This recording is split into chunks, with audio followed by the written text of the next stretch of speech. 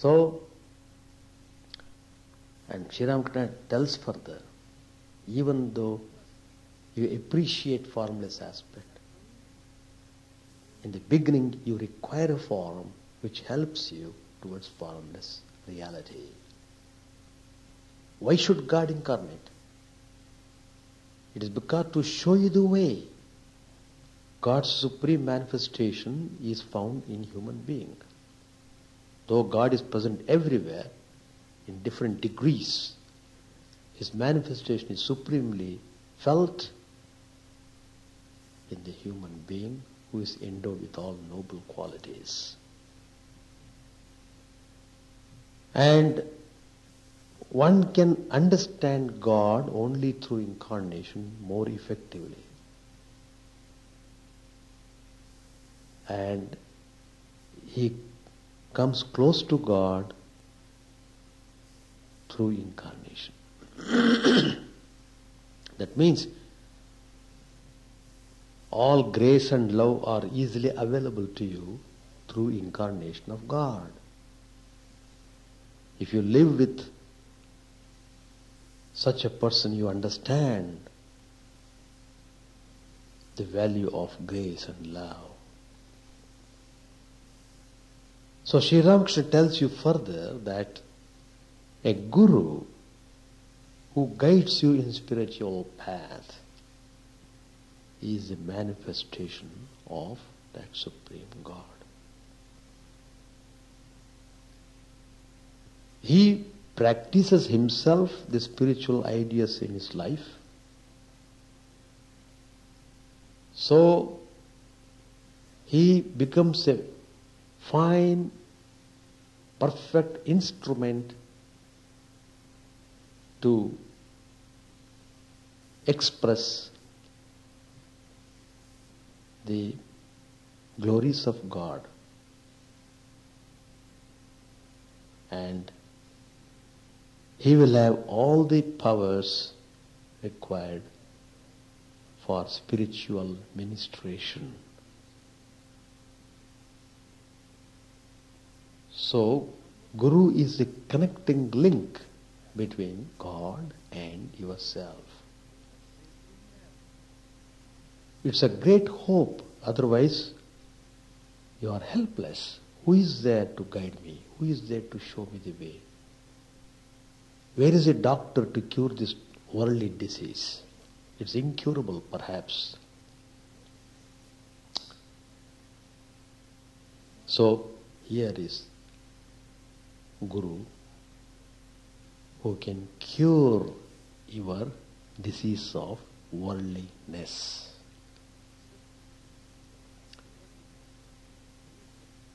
What this worldliness does, it destroys all your glory. It takes you far away from God and throws you away into the ocean. You will break your bones and crash into a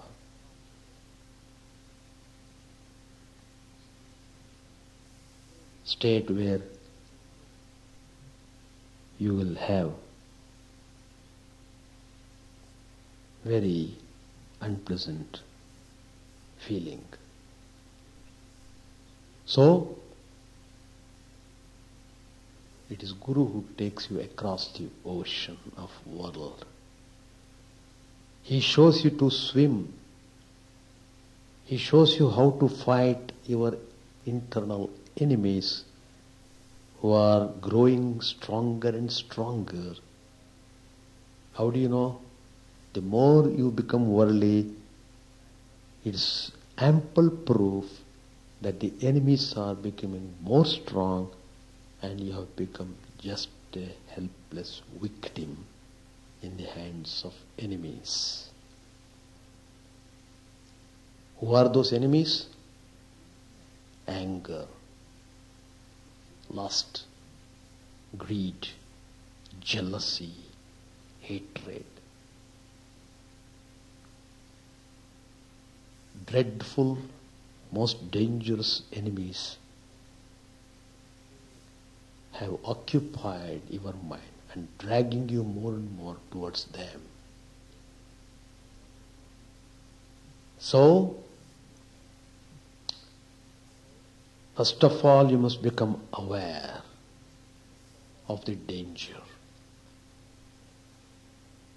Then you require spiritual ideas to fight those enemies effectively.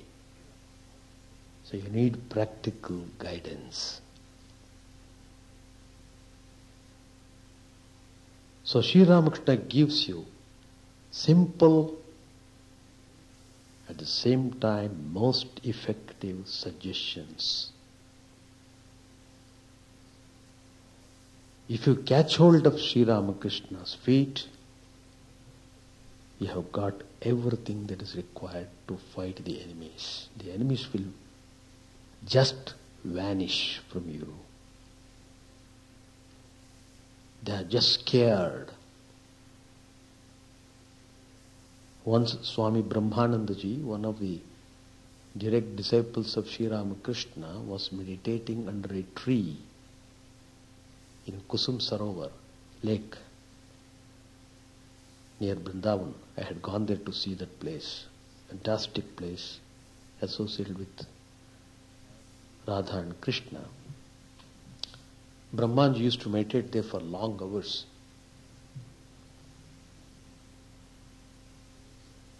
And there was a spirit living in that tree.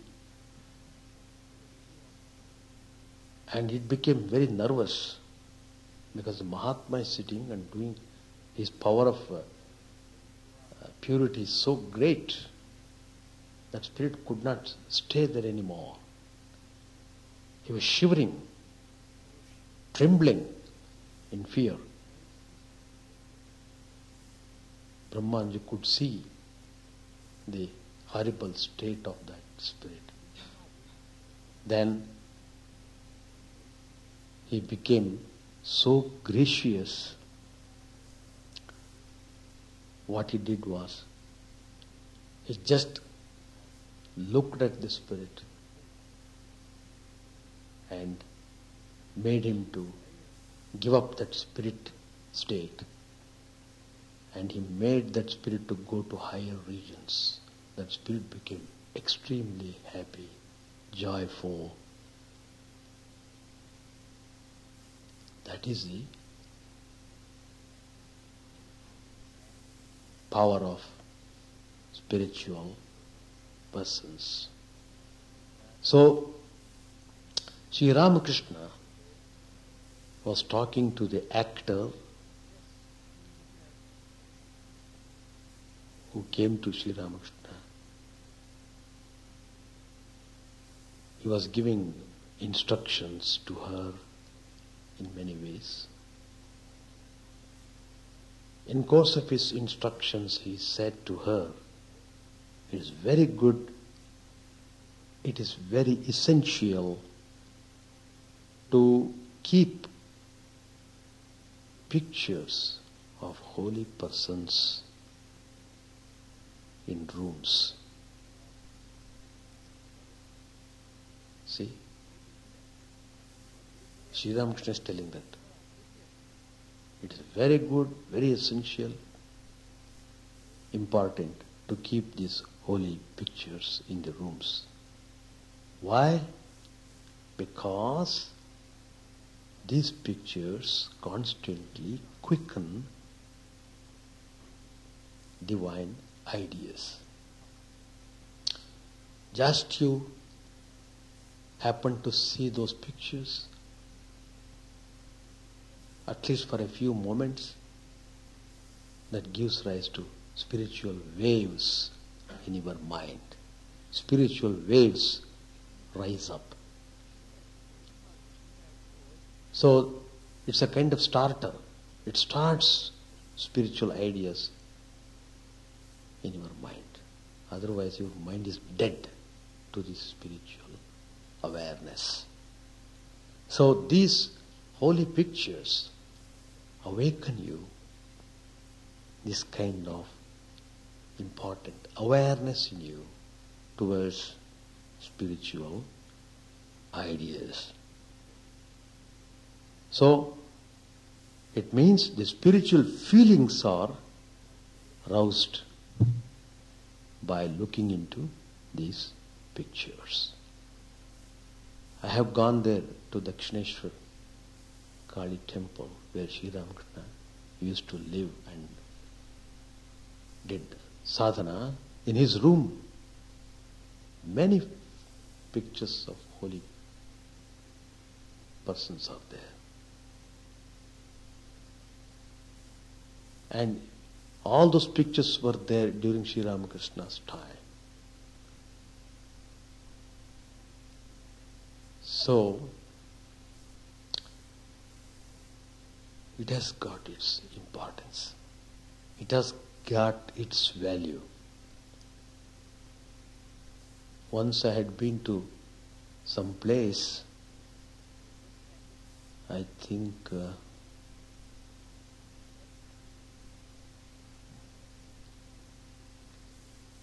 maybe Madison.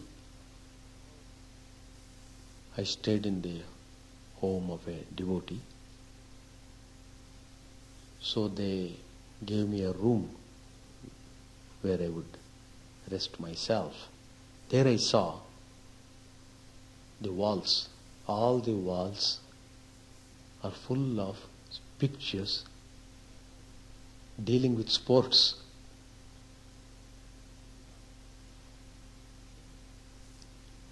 I casually asked the host, "What is this? All the walls are full of big sportsmen holding bat and throwing ball and this, that." Then that gentleman said, "Swamiji, my son is very good at sport. He likes sports. So he has brought all these posters and has kept in his room, decorated his room." Even his jackets are all having sportsmen's figures.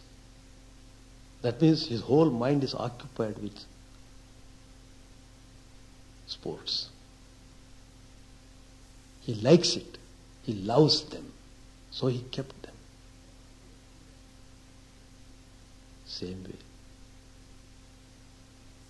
If you keep pictures, holy pictures, then it shows your temperament and it helps you to evolve yourself in a healthy way, to develop faith and love in God. That's very important. Without faith and love, no spirituality can grow. So, Sri Ramakrishna explaining this, he says, suppose you look at an imitation custard apple. It will remind you of the custard apple, the real one. In the same way, if you look at an object of enjoyment, suppose you see some film star, some actress hanging on your bedroom. Suppose you see that. What will happen? It will stimulate the desire for enjoyment. You want that stimulation. That's why you have kept that photo hanging there. You want to see it and get stimulated. See the fun. In the same way, if you have to have stimulation towards spiritual ideas, it goes without saying, you must have saints, pictures of holy saints and Mahatmas and whomsoever you adore and worship. Keep them. Let the room where you live on be a room of spiritual ideas. Let not the worldly dust enter into the room and spoil the room anymore.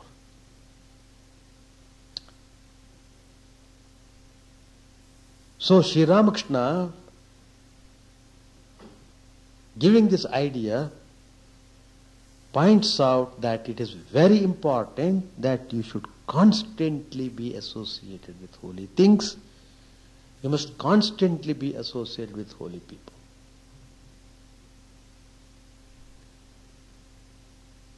Why you suffer in the world? Why do you suffer? And then cry. Sri Ramakrishna himself gives the answer. It is because you accept enjoyment. Suffering is a price you have to pay for it. Enjoy, good, have it. Have suffering too.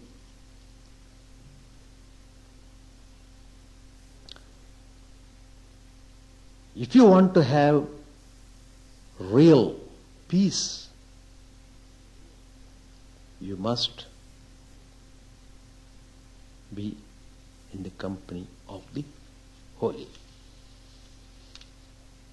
If you think of tiger, because of your constant thinking, probably the tiger gets a call from nowhere. Somebody is calling me. Let me go. Really the tiger will come sometimes and it will devour you. That means what Sri Ramakrishna is telling you, what you want, what you desire, you will get it. You have got that power. Everyone has got that power. If you want, you will get it. If you want wholeheartedly, you are sure to get it. So if you are constantly thinking of tiger, tiger will come. So, if you constantly think of God, God will come. That's the point. Don't forget Him. God will certainly reveal Himself to you. These are the words of Sri Ramakrishna. He will certainly reveal to you if you pray to Him sincerely.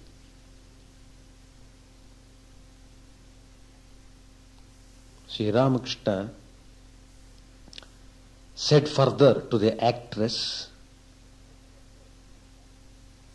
he said, look, you must sing the name of God at the end of each performance. Then Sri Ramakrishna explains it, its significance. Then everybody will go home with the thought of God in their minds.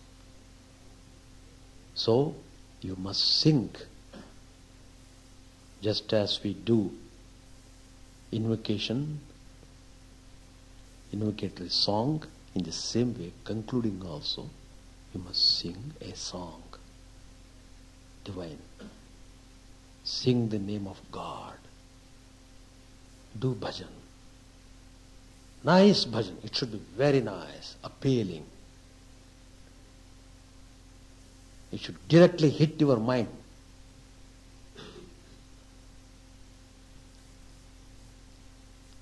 As I said earlier, Supreme God has many spiritual forms. All these forms are real. A seer can see them and talk to them. God is limitless.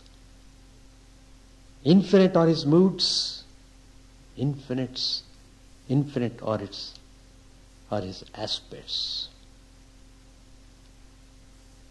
He is attainable to the pure mind if one earnestly prays to Him.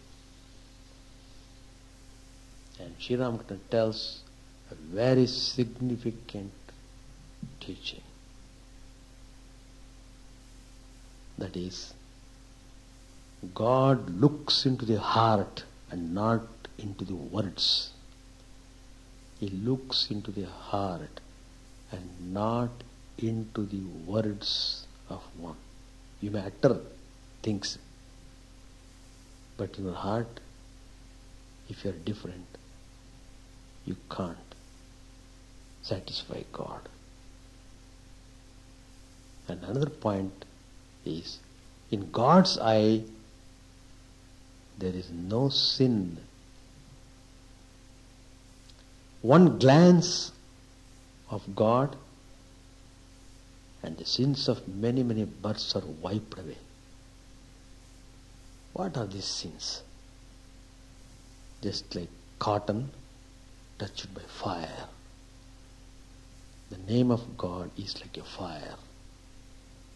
Uttering the name of God burns all the desires accumulated over the period of many, many births.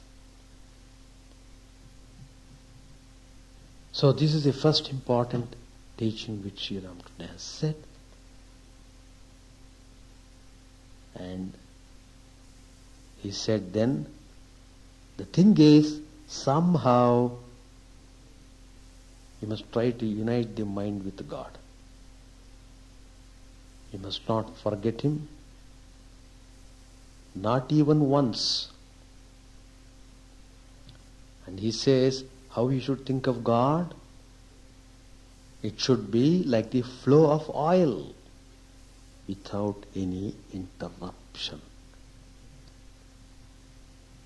You try to practice it, then you understand the great value of it. There are moments where you don't utter the name of God or remember Him. Those are the moments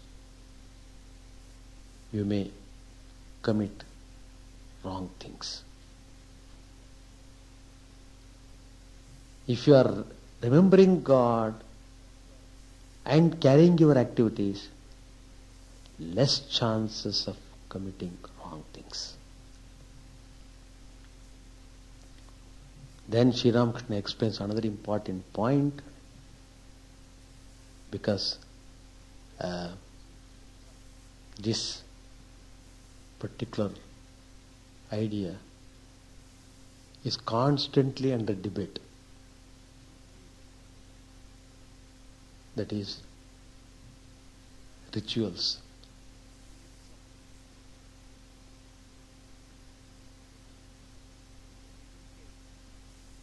People, they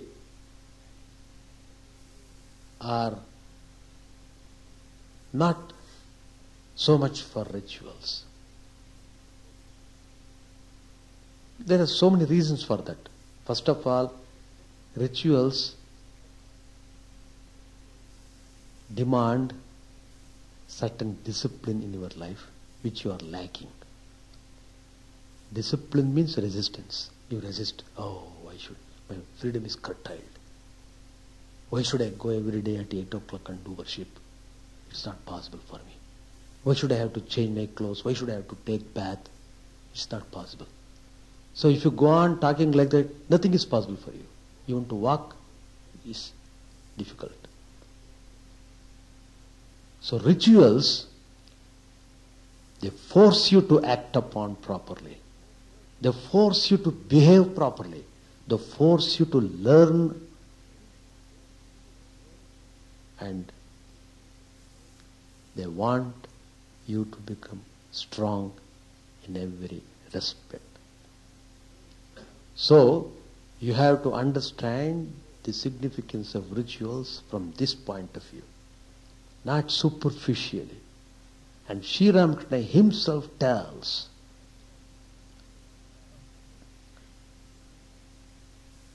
some sisters had come to lady devotees. They are sisters. They came to Sri Ramakrishna. And seeing them, Sri Ramakrishna told them immediately, you start worshipping Lord Shiva. As soon as you reach home, next day you start worshipping Lord Shiva. And then he says, learn the rituals. Oh, I don't know to do this, I don't know. Stop all this talking in that way. Learn. Show interest in learning. Learn the rituals, he says. He could have easily told, you go and do some work in the garden that will give you God realization. He could have told. He could have told you go and work in the hospital, you will have realization. He could have told that. No, he specifically told them, you have to learn rituals, worship Lord Shiva. Why? Because rituals put you in proper position. They teach you lesson. They teach you how to be disciplined in life.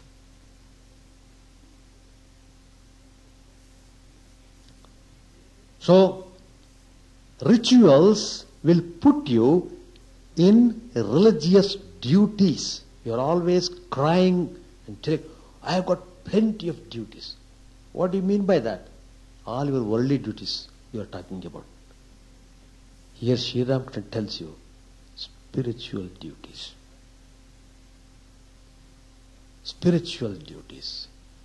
If you perform, you will see how wonderful effect you have it. What are these religious duties required for performing rituals? These are Sri Ramakrishna's words I am telling you. In the Gospel you can read that, page number 430. Plucking of flowers, making sandal paste, polishing the utensils of worship, and arranging offerings. These are the religious duties required for performing rituals.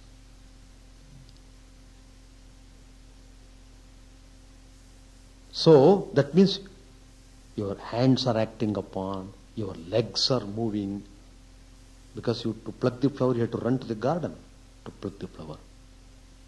Your eyes are looking into the things which you are doing. For example, you are cutting the fruits, you have to be alert, otherwise you will cut your fingers by the knife. So, your mind is active, your senses are active, your whole being is active.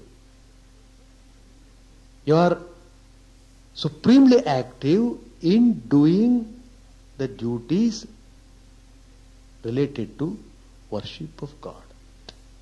That means, suppose you spend 1 or 2 hours.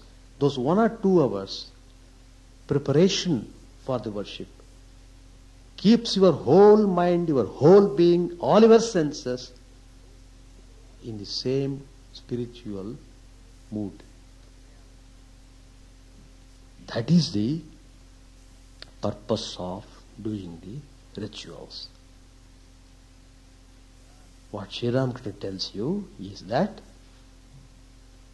doing these duties, the mind will naturally be directed to God. That's why worship is called direct service. You are standing face to face with God. I am making sandal paste, I am bringing flowers, I am cleaning the floor, doing all these things for the worship of God. So, that means you have to do it in a concentrated way. While doing these activities, you should not engage yourself in idle gossip or in talks that distract your mind.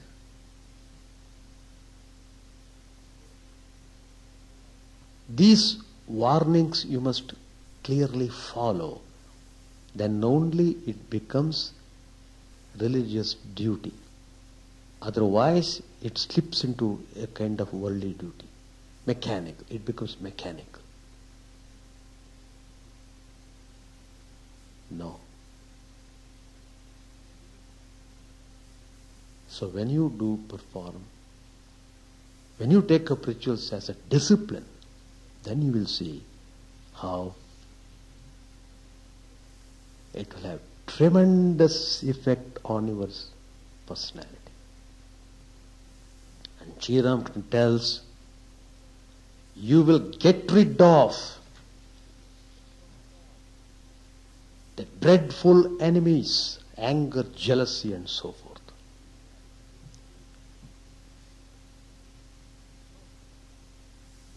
These are the enemies. These enemies, they destroy knowledge and wisdom. So, join the senses to the Lord. That's the way to teach the senses a lesson. With gradual increase of love for God, all these enemies, they just disappear. Swami Adbhutanandaji said, referring to one of these enemies,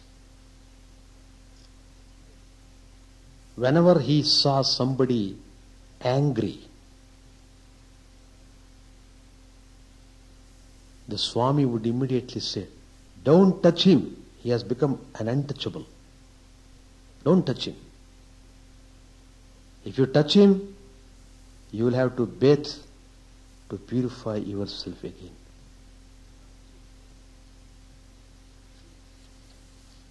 Swami Abhedanandaji said, another direct disciple of Sri Ramakrishna,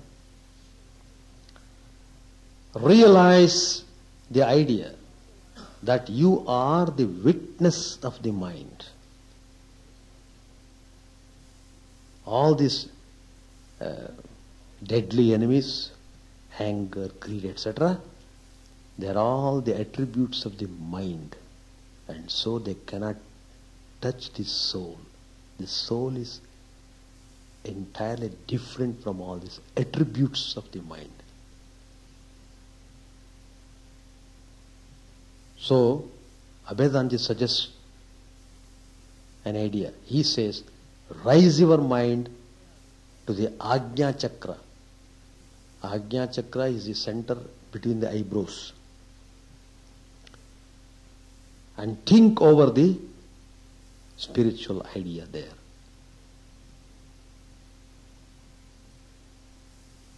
And then think that those enemies, they are not the attributes of the soul. Think like that, concentrating your attention in the center between the eyebrows. Meditate on this idea. They were all illumined souls. Swami Abhedanji has written a number of books on psychology, fantastic books. Another direct disciple, Swami Vijnananandaji, he said, as you think, so you act. As thoughts of love help in expanding the self, so do thoughts of anger and jealousy lead to contraction. So he gives the solution. Meditate on the Master. That is Sri Ramakrishna. Meditate on Holy Mother. You will then be free from all degrading thoughts.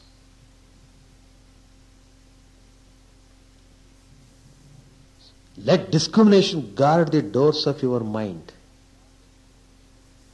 and let not any evil thought enter therein.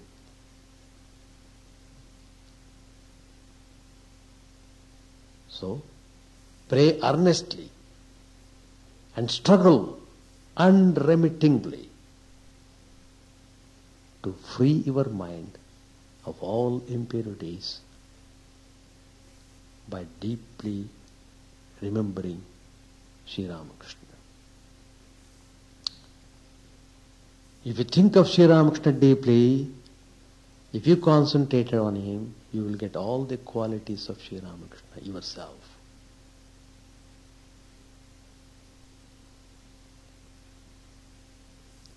Sri Ramakrishna said to Keshav Chandra Sen, he said, Keshav, it is very difficult. It is extremely difficult to realize God while leading a worldly life. One should go into solitude now and then to practice spiritual disciplines. If you really aspire for God realization, you have to have some kind of austerity.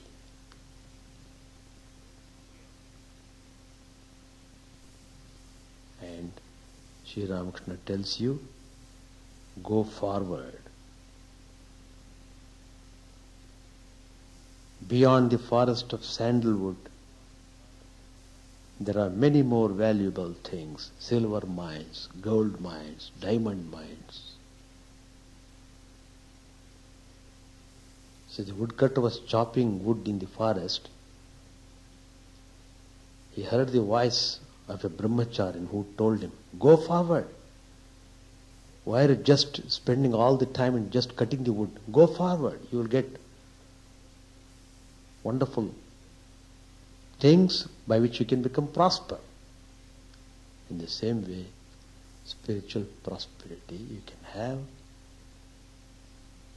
so that you can have full illumination. It is possible only when you go forward. Always be onward march. Always be moving.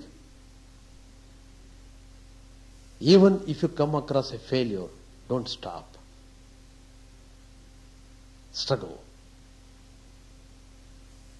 Every failure is a stepping stone to success. Have this idea imprinted in your mind. Don't be afraid of failures. Failures come to strengthen you, to remove your weakness. When you get failure, it only shows you have done something wrong. Correct it and go forward. Rise up and get up and run. That's it. To lead us from death to immortality.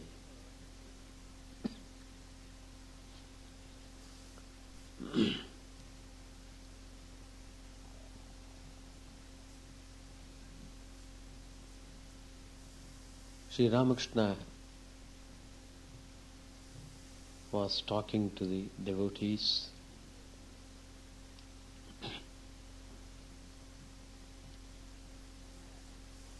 He referred to Chaitanya Mahaprabhu's teaching. Chaitanya Mahaprabhu said to Nityananda, listen to me, brother. One entangled in worldliness can never be free.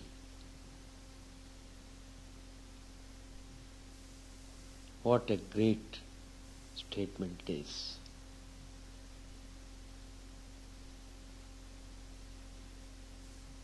So, unless you try to free yourself from all entanglements, you won't find relish in religious activities.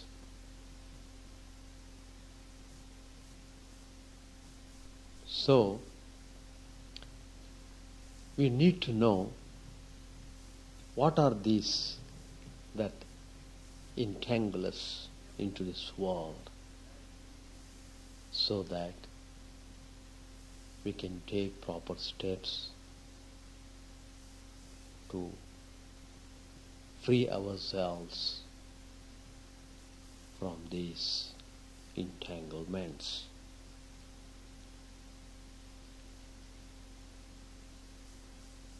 Suppose a man is inside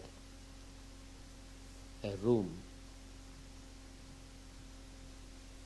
which has no proper ventilation, naturally he feels suffocated. So what is to be done?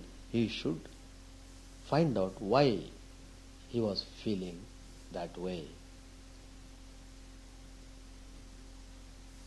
He should keep the doors open so that the fresh air could come inside. Then he should be more comfortable. Even if we're not feeling well by opening the window, the next step would be to get out of the home, get into open park, walk a few minutes there so that you have fresh air and feel most comfortable. It means that to free yourself, you have to come out. It is no use simply telling, I am suffocated, I am dying. Is there anybody to help? What's to be done? There is no use crying or shouting this way. This will not solve the problem. You can't be free by shouting or crying. You have to act upon. Action is needed, not simply theory. You have to come out. You have to get out. That's the correct word. So, if you have to have the joy of freedom, you must get out of these worldly entanglements. No more of identifying yourself with the things and crying and shouting and weeping and doing all such things.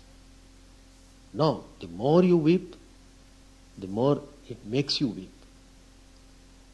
The more you become exhausted, the more it opens the way to become more and more exhausted. That is the nature of the world. That is not the way. That means you have to find out the way and you have to come out. That's the point. So, from this point of view, what Chaitanya Mahaprabhu told, one entangled in worldliness can never be free. Sri Ramakrishna quotes this to the devotees.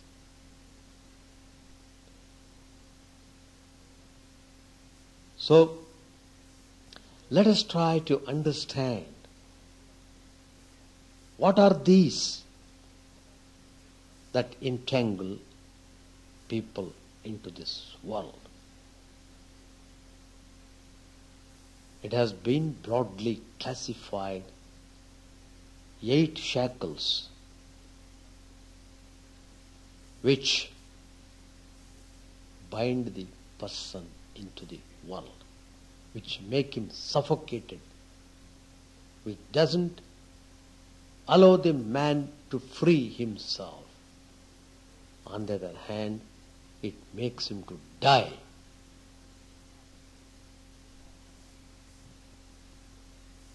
It is not showing any mercy. Oh, the man is dying, let me show the way. No. These shackles, these entanglements, feel great joy in seeing a person ruining himself. That's the nature of the shackles. So, it has been classified 8 shackles are there which cause this terrible mischief in our life, which make us run away from the supreme importance of religion. You don't want religion. It puts you in such an atmosphere, you don't want to even utter the name of God. You feel, oh, there is no need for me to think of God. I can do myself whatever I want to do. I will do it. It's all right. He has got his own philosophy to defend his worldly life. When his philosophy fails, then he looks up and down. Anybody to help me? So, the first one is mentioned as shame. Shame is one of the fetters that binds a person, that entangles a person into the world. He is more and more aware of this quality of shame. He becomes super sensitive or hypersensitive. He can't tolerate anything. He is more conscious about his position. He is more conscious about his status. I am so and so, etc. He is more concerned about the formalities. He is too much concerned about himself. So even he hesitates to utter the name of God loudly in the presence of people.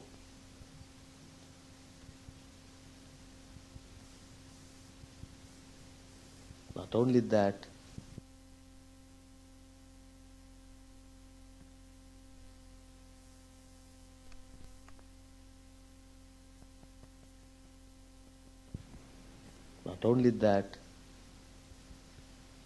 he doesn't even offer salutations if he happens to visit a temple. Just he stands and in a stylish way, oh, he makes his gesture and goes away.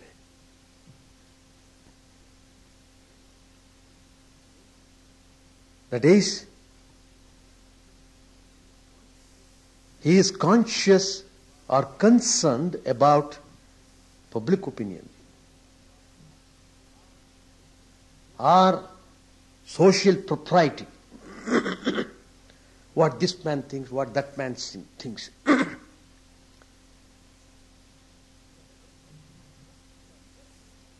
So a person under the influence of shame,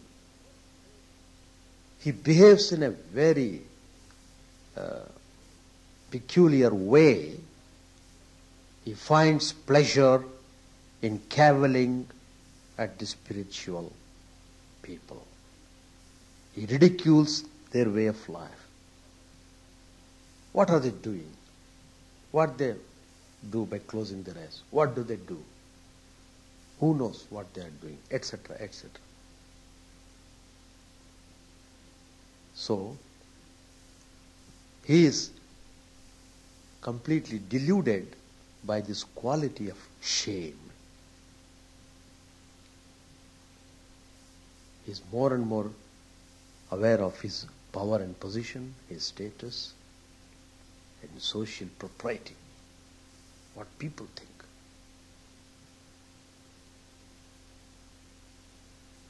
That's the way.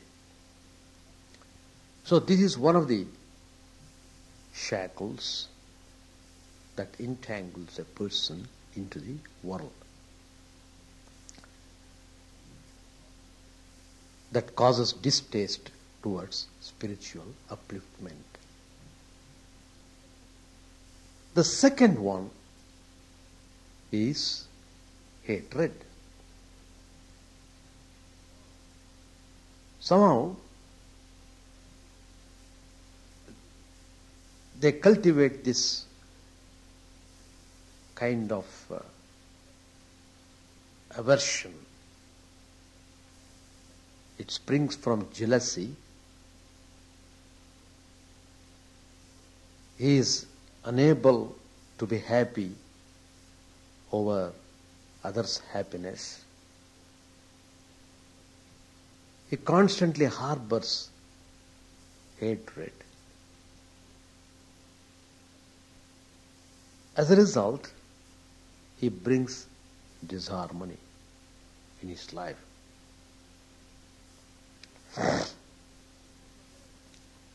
Of course, there are many cases how this hatred causes one's ruin completely. If you study Mahabharata, the great story of Mahabharata, there the character of Duryodhana, how he hated the Pandavas. He hated them to the maximum extent. So he ruined himself on account of that. Not only he ruined himself, he ruined all his followers. For their no fault. They had to be killed along with him because all these followers were with him, depending on him. And this poison of hatred was so severe, it killed them all. That is the way how the entangle acts upon the person. Worldly entangle means all these entanglements are capable of ruining a person of his wonderful spiritual glory.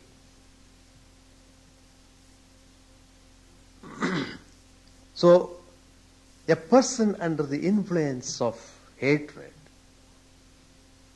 cannot judge between right and wrong. He loses the power of discrimination. He doesn't know what is good for him. He doesn't know what is harmful to him.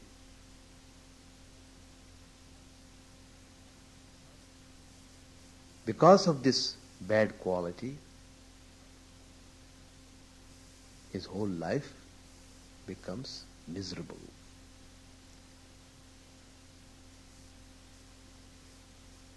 So, this is one more shackle.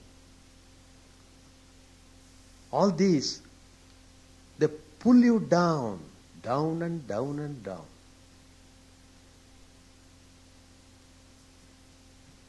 Each one is pulling you.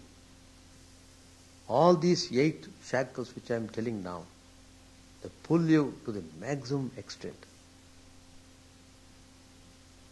They keep you under them. Finished. You are bound, head and foot chained by these shackles. As long as you are in chains, how can you think of freedom? How can you think of joy? How can you think of God? How can you undertake any spiritual disciplines? So the third one is bhaya, fear. It's also one of the dreadful shackles that weakens the person. It doesn't allow you to go courageously. It doesn't allow you to lead most glorious, righteous path. Not only that, under the influence of fear, you're always fearful, imaginary fear. You're always worried about giving protection to the things which you love. You are worried about everything. The worry is because of the fear. So, fear makes you also miserable.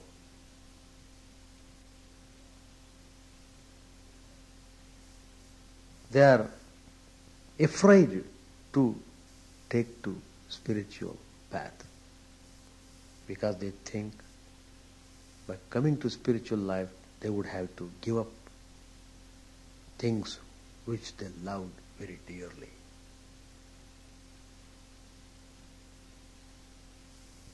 But then, as I told you earlier, if you want to have the joy of free air, come out of your suffocation, go to the open air.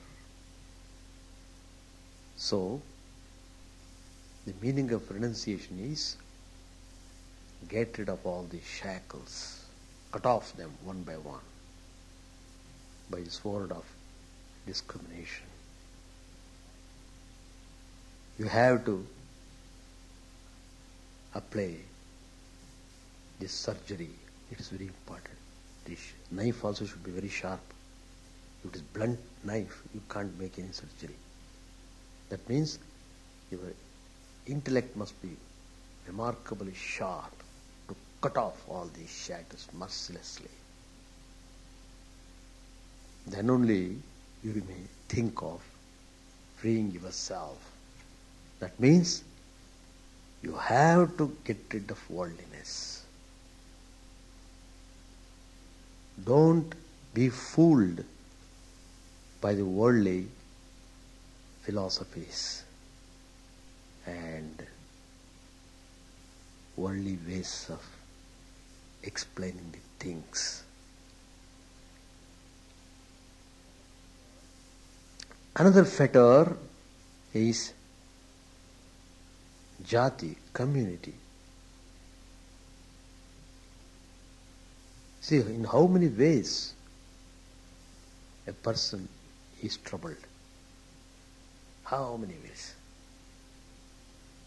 Innumerable ways. But anyway, they have classified 8 distinct things responsible for binding a person into the world. That is, a person coming from a particular caste or community, he feels a sense of superiority complex. I come from such a community.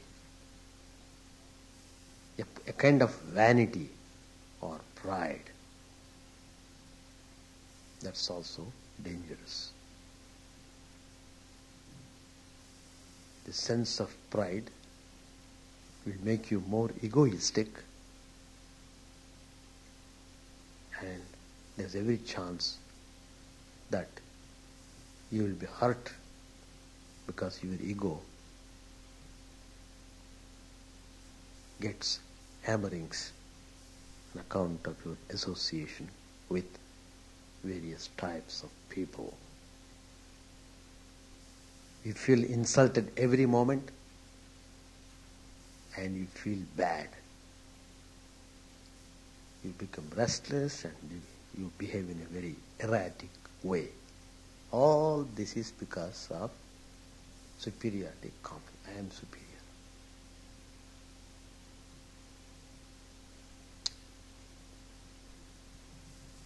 That pride must go. Once Sri Ramakrishna went to a theatre run by Girish Chandra Ghosh, who became a very great devotee later on. But when he met him first time, Girish Chandra Ghosh didn't even show any semblance of respect to the holy man who had come.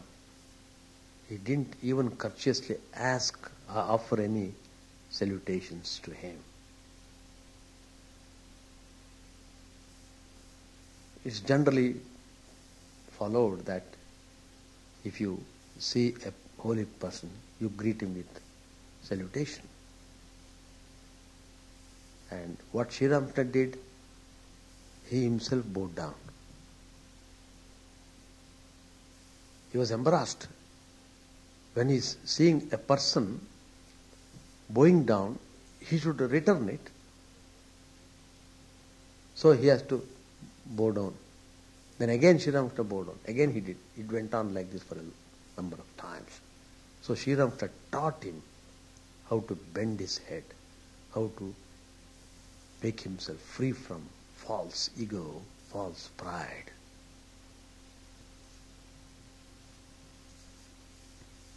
So that's also a dangerous fetter. Then Kula. Kula means lineage. I belong to Surya Vamsha. I belong to Chandra Vamsha. I belong to this generation. My great-great-grandfathers were directly influenced by Lord Krishna, etc., etc. So drawing lineage that way, that is pride of family lineage. So simply by quoting this way, that he belongs to an illustrious line of parents or forefathers, he doesn't become worthy unless his conduct is in accordance with noble traditions of one's ancestors. It is true, your great-great-grandfathers were very devoted and they might have even realized God. But what about you? Just like a worm living in the world, indulging in all sorts of dirty things. What is this of simply telling and recalling you? They did like that, they did past history. What about you? So, vanity. That also should be given up.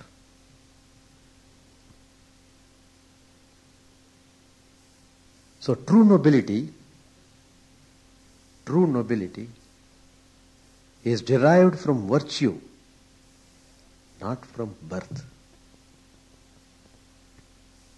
True nobility is derived from virtue, not from birth.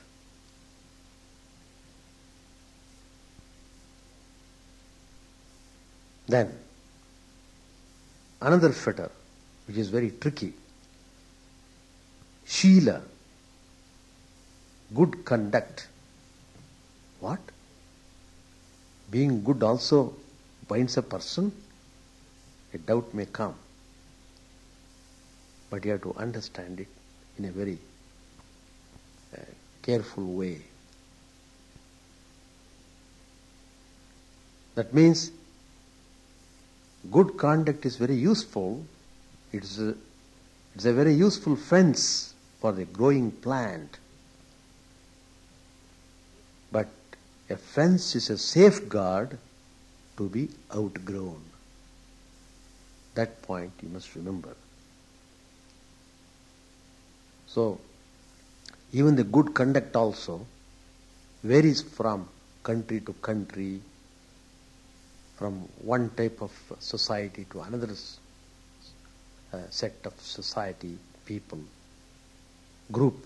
Different groups have different codes of conduct. So, It is this society manufactured conduct is to be regarded as a fetter, because such adoration is unintelligent and becomes an obsession.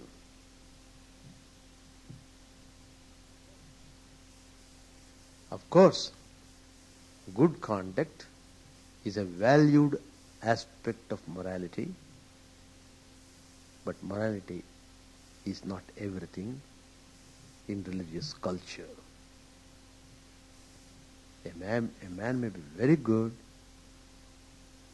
gentle, well-behaved, but if he remains like that only, does it make himself free? That question is to be asked. Simply remaining yourself good doesn't make you free from bondage, free from worldliness. On the other hand, you always expect somebody to honor your goodness. You always expect somebody to praise you. Oh, here is such a man, how wonderful he is. That means you'll be surrounded by flatterers all the time. 24 hours they'll be flattering you. And you are just feeling a sense of happiness in the company of flatterers. But you can't have the real joy or the real happiness which you would get otherwise. That means whatever good conduct, morality you follow must channelize you, must lead you towards cutting off your fetters. It should not bind you. If it binds you, then you have to discard that. That means you have to rise above this moral restrictions too. Rise above everything. That's the point. Rise above everything. The seventh one, of course, is very familiar to all of you living in this world. That is shoka, grief. Grief is terrible. Why grief is so terrible? Because it makes you most unpleasant. It's a sign of disbelief in the goodness and mercy of God. Lord Krishna, when he came to know the grief of Arjun,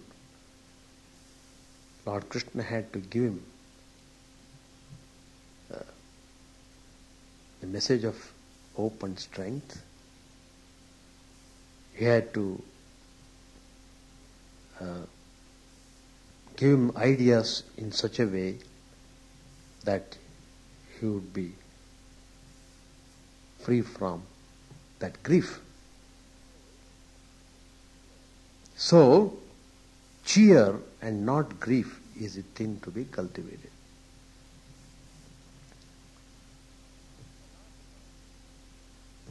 The last one is called jigupsa, disgust.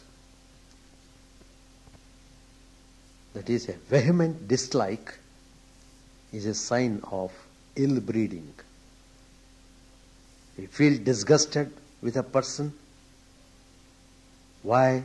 It is because of our own inability to appreciate the brighter side of a person. You don't know the person fully. You don't want to appreciate the goodness. So you develop a kind of disgust. There's nothing in creation which is not worth. Even the dirt which fills us with disgust is only good matter in the wrong place. To give an example, suppose you go near a trash can, you will close your nose when you get near the trash, but the trash can contains things which are valuable material for the cultivator who is in search of manure for his crops. So everything has got its value. How many things what we throw away are recycled? And when they come in a new form, we appreciate it. We love it. We love them. That means it has got worth. It is not worthless. So nothing in this creation is without worth. Everything has its supreme value. So you must develop liking towards everything. Dislike nothing. That is the ideal we should have. Anyway, all these shackles are responsible for making a person miserable in this world. So you have to get rid of these entanglements if you want to free yourself. So it all depends upon how the entanglements are strong in you. If they are not strong, probably by coming in contact with spiritual masters, by coming in contact with spiritual texts, by learning the method of concentration, meditation, the process of prayer, etc., probably you may be able to get rid of these shackles which are not strong enough to bind you.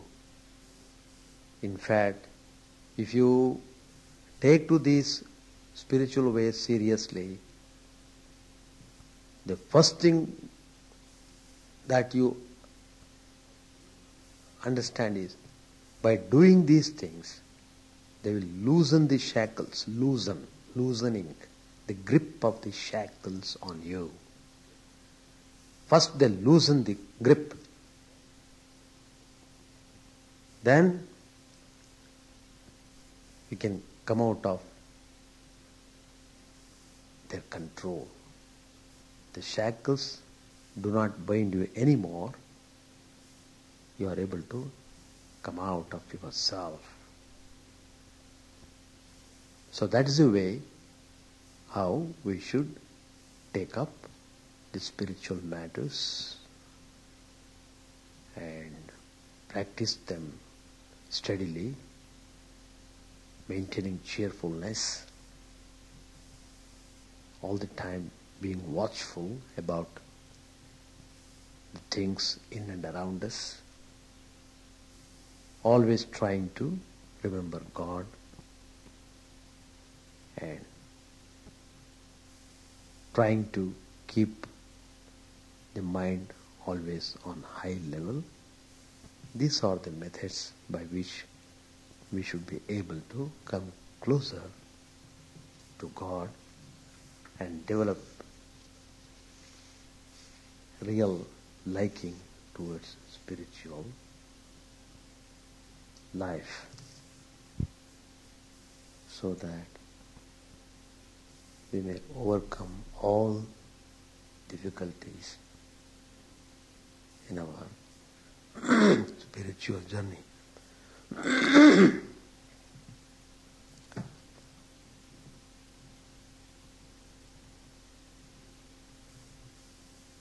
If you really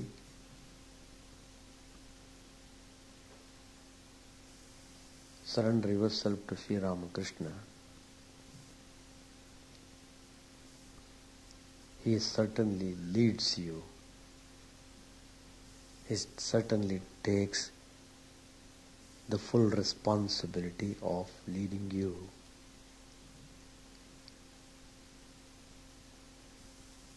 But only thing that is required by you is that you should wholeheartedly surrender yourself at the feet of Sri Ramakrishna.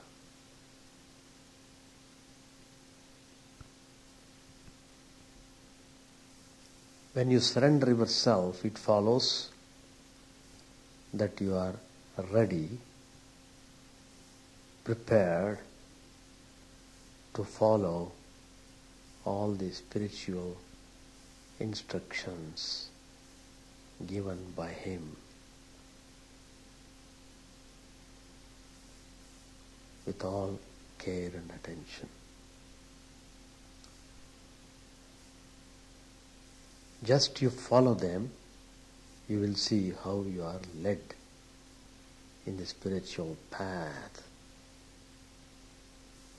and how you would be able to overcome all difficulties that might come on your way.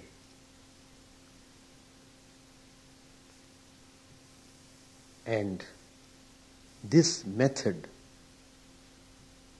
of surrendering to God has been prescribed by Sri Ramakrishna himself. He knows people in these modern times are terribly weak. Though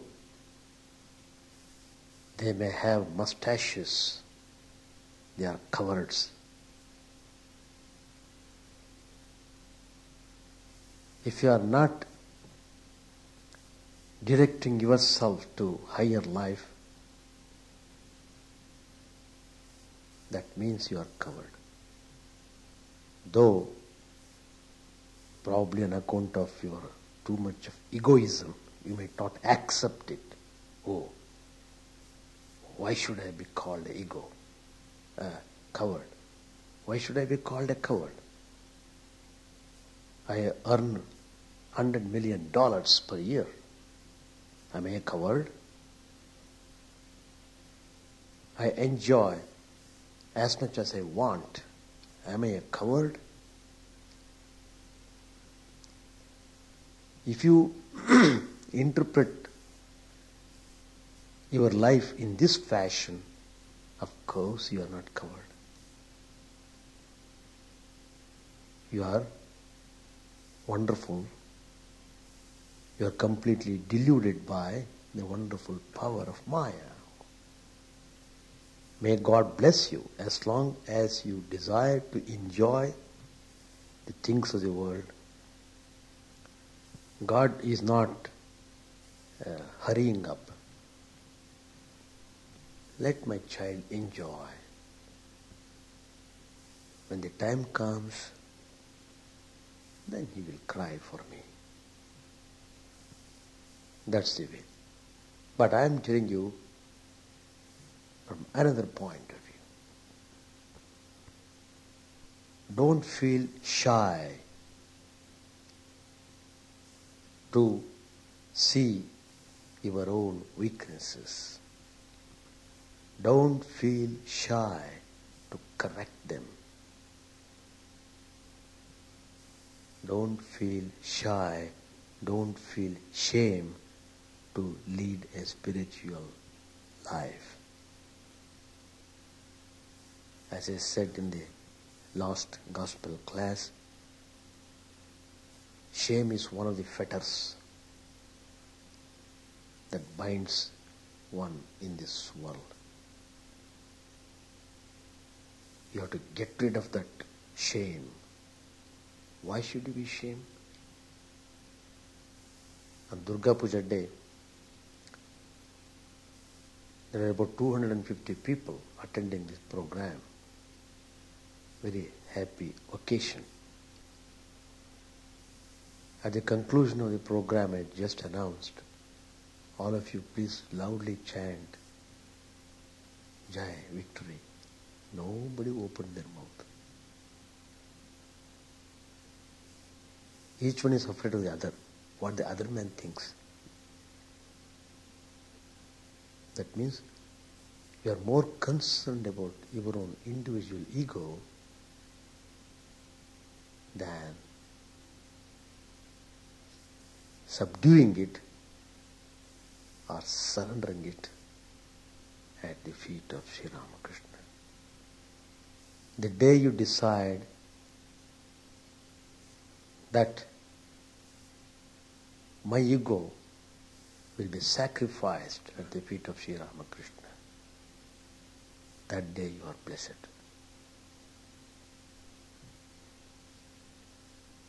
Well, it takes time. People are very slow to learn.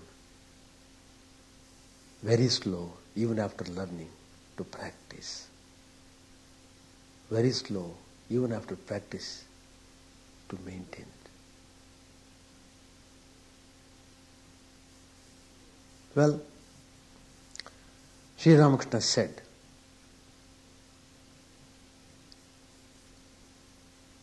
one need not have any fear if one takes refuge in God. These are the words of Sri Ramakrishna. I told you in the beginning. You give your whole attention on Sri Ramakrishna and see how it works in you. You don't have to work yourself. God works through you. Every bit of you will be used by God. That makes you immensely peaceful and joyful.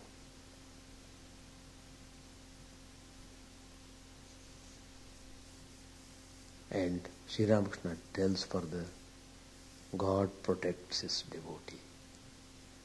The devotee understands it. That's the way. The devotee feels God is protecting me. That feeling comes to you only when you have taken refuge in God.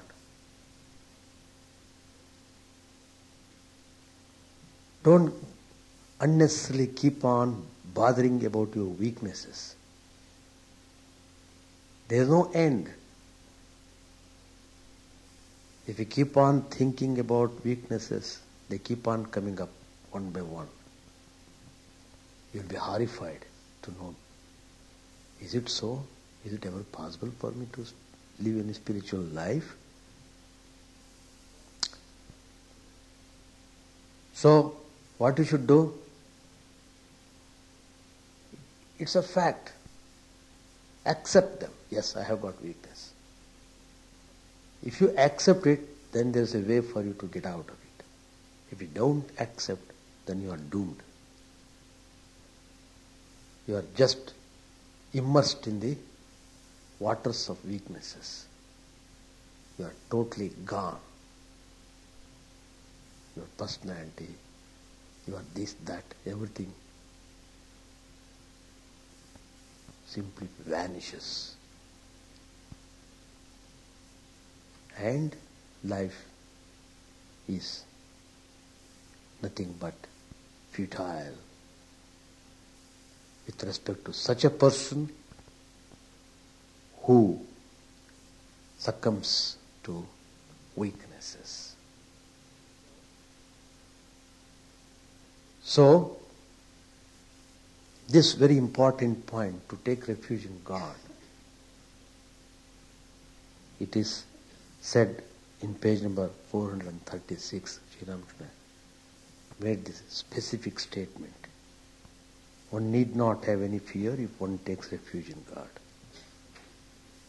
I am just trying to elaborate this particular aspect because it is the central core of our spiritual life.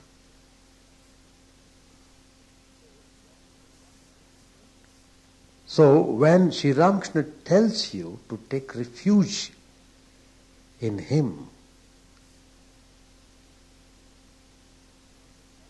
I mean, it may not be possible for you to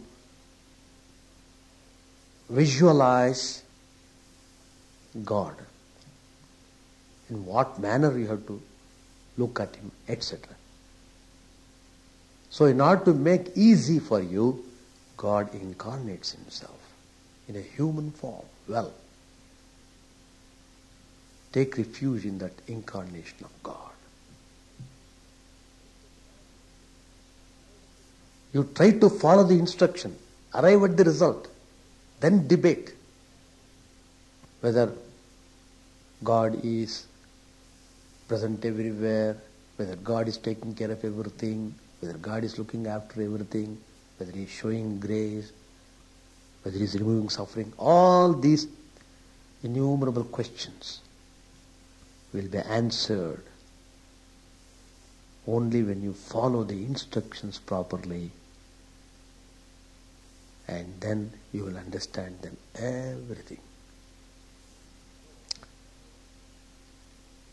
So, when he said, take refuge in God, it doesn't mean that you do not do anything. You should remain passive. No. Sri Ramakrishna tells you to pray to Him wholeheartedly. That prayer will make it possible to awaken in you longing for Him. When you pray sincerely, you want Him. So, that sincere feelings must be shown in your prayers. Then you will see how your prayers are answered in the form of effect. What is that? How do you understand your prayers are answered? Your prayers are answered if you are praying sincerely. The effect of the prayer is that your cravings for worldly entertainments, worldly glamours, worldly distractions, all will be wiped out. Wiped out. You don't relish anymore that such things. They look rubbish. You feel disgusted to be drawn towards such things anymore. Once you know there is nothing but filth, you don't like to go and smell the filth. That's the point. So that Awakening will come to you when you sincerely pray to Sri Ramakrishna, surrendering yourself. What's the meaning of surrendering? Surrendering means you know you don't have strength, you know you have got a lot of weaknesses, you know it's very difficult to march in spiritual way, that you know you are helpless, so you are surrendering.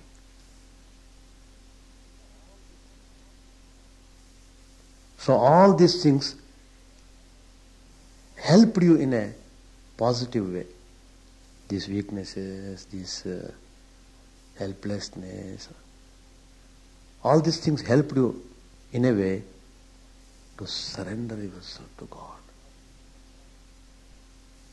Otherwise probably you would not have bent your head. Probably it was too much for you to surrender. What is this surrendering? I am prepared to die. I don't want to surrender. That is the height of ego. Well, experience only will teach you. The more you assert your ego, the more you are crushed in so many ways. The more you inflate your ego, the more insults you will be getting now and then. For every small thing you become insulted, you become hurt. Somebody looked at you, why he looked that way? You got hurt. Somebody smiled, why he smiled that way? You got hurt. Somebody whispered, why he is whispering? Probably he is talking against me. You are hurt. For all petty things, for small things, somebody walking in the street, you are hurt. That means you have become hypersensitive. It is destructive. Sensitiveness is all right, but if it goes beyond the limit, it is destructive. It destroys you. Why should you be sensitive? That's the way. So,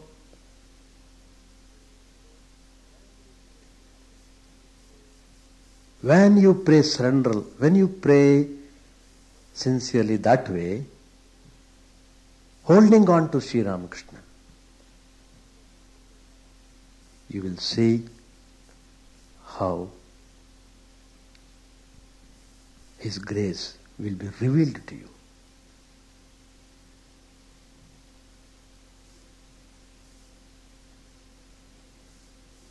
So one of the devotees was talking to me the other day. I just inquired whether that person is doing japa, meditation, repetition of the mantra which that person had taken. And the person admitted she was not regular in repeating God's name, but then she got a dream. In the dream, Sri Ramakrishna told to her aunt, tell her not to stop uttering the mantra. Let her keep on saying it. Whatever difficulties might come on her way in the life, let her not stop saying the mantra. I was surprised to hear this.